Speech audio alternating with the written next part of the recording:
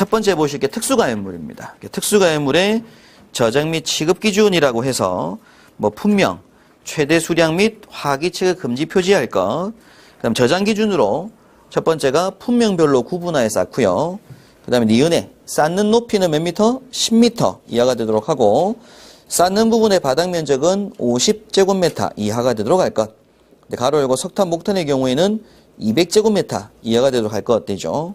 다만 살수 설비를 설치하거나 방사능력 범위에 해당 가연물이 포함되도록 대형 수동식 소화기를 설치하는 경우에는 높이를 15m까지 높여서 쌓을 수가 있고요. 쌓는 부분의 바닥 면적은 50제곱미터이던 걸 200제곱미터까지 넓게 쌓을 수 있습니다. 가로 열고 석탄, 목탄유 같은 경우에는 200제곱미터이던 걸 300제곱미터까지 늘려서 저장할 수 있다 이런 얘기죠. 그다음 디귿을 쌓는 부분의 바닥 면적 사이는 1m 이상이 되도록 할 것이라고 해서 특수가연물 저장 기준 기역, 니은, 디귿 이렇게 쓰는 거 암기형 문제로 준비를 하시는 문제입니다. 그다음 가로 2번에 소방용수시설이라고 하는 게 있어요. 그죠? 이 소방용수시설의 종류는 세 가지. 법규 때 보통 공부한 내용인데 소화전, 급수탑, 저수조입니다. 그죠? 세 가지. 소화전, 급수탑, 저수조. 그래서 이제 1번에 보면 공통기준이라고 해서 우리가 주거지역, 상업지역, 공업지역. 그래서 보통 앞글자 따서 주상공이라고 해요. 주상공은 소방대상물과의 수평거리가 100m, 주상공 100 이렇게 통 암기를 하고요.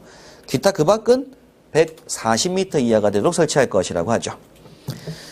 참고 설명입니다만 그 소방용수시설이라고 하는 거에 설치 권한자는 누구냐면 시도지사고요. 유사설비죠, 실제. 소화용수설비라고 하는 게 있습니다. 그죠? 소화용수설비. 그 단어는 화재 안전 기준에서 다루는 단어죠. 설치지법에서.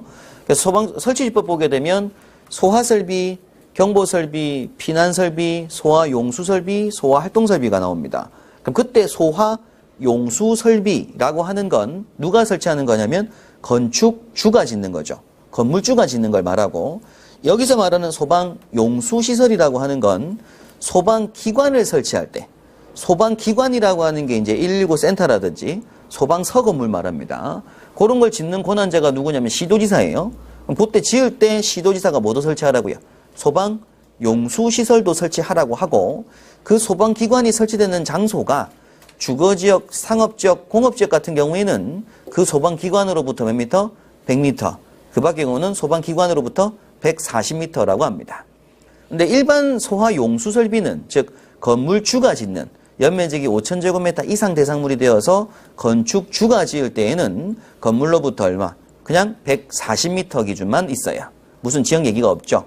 그래서 이거는 이제 소방기본법상 시도지사가 설치하는 걸 말하고요. 그럼 그때 이제 소화전이 있고 급수탑이 있고 저수조가 있습니다. 그러면서 각각의 설치 기준들이 나와 있죠. 소화전 설치 기준은 상수도와 연결하여 지하식 또는 지상식 구조로 하고 소화전 연결 금속구 구경은 65mm로 할 것. 급수탑 설치 기준은 급수배관의 구경은 100mm 이상으로 하고 개폐밸브는 지상에서 1.5m 이상 1.7m 이하 위치에 설치하도록 할 것이라고 합니다. 사실 소화전이나 급수탑은 같은 구조예요, 실제는. 그래서 이제 지하에 뭐가 지나가고 있고 이렇게 상수도 관이 지나가면 지면으로 여기서 관을 위로 올려서 이렇게 이제 소화전처럼 설치하는 게 소화전, 이렇게 이제 상수도 소화전이라고 돼 있죠. 이게 이제 지상에 튀어나와 있으면 지상식 소화전. 이게 만약 배관 분기를 해서 땅을 파가지고 요 안에다가 65mm 결합금속구 설치하면 지하식 소화전입니다. 맨홀 뚜껑 설치했을 때는. 그럼 이때 여기 연결 금속구가 몇 mm냐면 65mm라고 한 거고 요 배관의 관경, 요 호칭경은 소화전은 몇 mm짜리 쓰냐면 100mm짜리 써요. 100mm. 소화전은 100mm 이상 돼야 되거든요. 그러면 여기서 이제 분기를 해가지고 이런 소화전 형태가 아닌 지상에다가 뭘로 설치하냐면 이렇게 이제 파이프 형태로 이렇게 설치되는 걸 우리가 이제 급수탑이라고 부르게 되고 얘도 마찬가지로 관경이 몇 mm? 100mm입니다. 100mm. 동일하게. 다 100mm, 100mm. 근데 얘는 뭐가 없어요? 호스 연결 금속구가 없는 개념으로 보시면 됩니다. 그럼 여기에는 뭐가 있냐면 여기에 이제 이렇게 열고 닫는 개폐부가 설치가 되죠. 그럼 개폐부 높이가 얼마? 1.5에서 1.7m라고 하고 요거는 65mm. 접속구를 설치한다는 얘기를 하고 있습니다. 그 다음 D것의 저수조 설치 기준, 지면에다가 이제 지하에다가 땅을 파서 수조를 설치하는 개념은 지면으로부터 낙차가 몇 미터? 4.5m 이하가 돼야 되고, 흡수 부분의 수심, 즉 수면의 수심이죠, 수심. 수조를 설치할 때 수조를 또 너무 얕게 해지면 안 되니까 기본적으로 물 채워질 때 물의 수심은 얼마 이상? 0.5m 이상은 확보가 돼야 됩니다.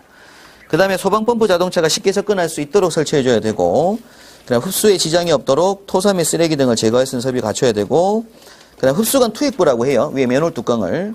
사각형일 경우에는 한 변 길이가 60cm 이상, 원형 경우에는 지름이 60cm 이상은 돼야 됩니다.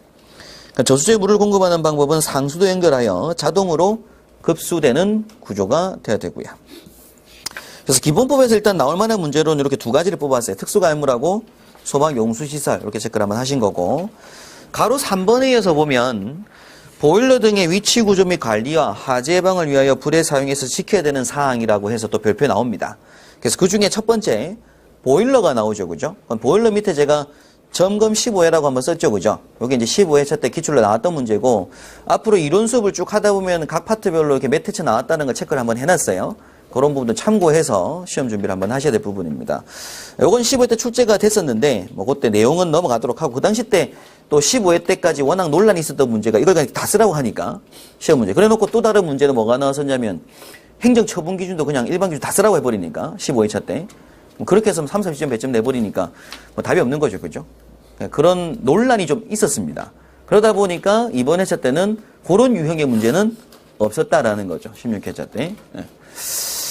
일단 15회 이런 게 있었고요. 그 다음 난로 기준 나오게 되고, 다음 페이지 넘겨보시면 건조 설비가 있는데, 저는 개인적으로 그 다음에 불꽃을 사용하는 용단 기구는 체크를 하셔야 돼요.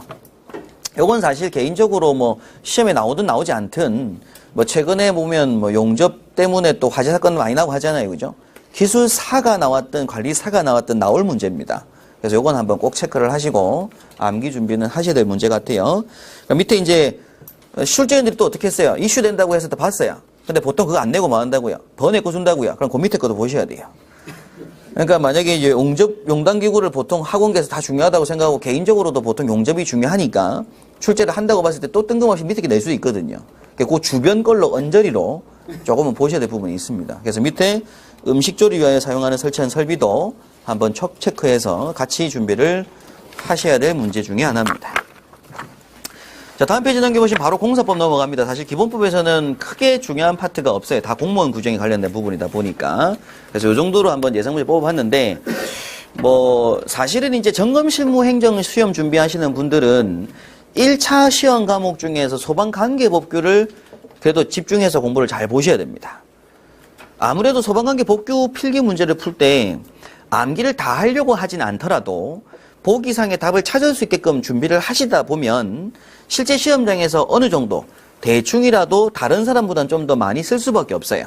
그래서 저는 개인적으로 기술사든 관리사든 변리사든 회계사든 실제 그 관련된 법 문서들이 있죠. 그 법문서들 공부가 실제 제일 중요하다고 생각합니다. 실제는 사법고시나 행정고시처럼. 그래서 아무래도 출제위원들도 아무래도 제일 중요한 건 법을 기준해서 근간으로 문제를 내기 때문에 일단 그러한 부분들은 꼭 체크를 좀 하셔야 된다는 생각이 좀 들어요. 그래서 소방 관련 법규만큼은 건축은 우리가 전공 파트가 아니다 보니까 집중해서 다 보실 필요는 없어요. 양이 너무 많고 또. 그래서 건축 관련 파트는 그냥 학원계에서 나눠드리는 자료만으로 준비하시기 맞을 것 같고요.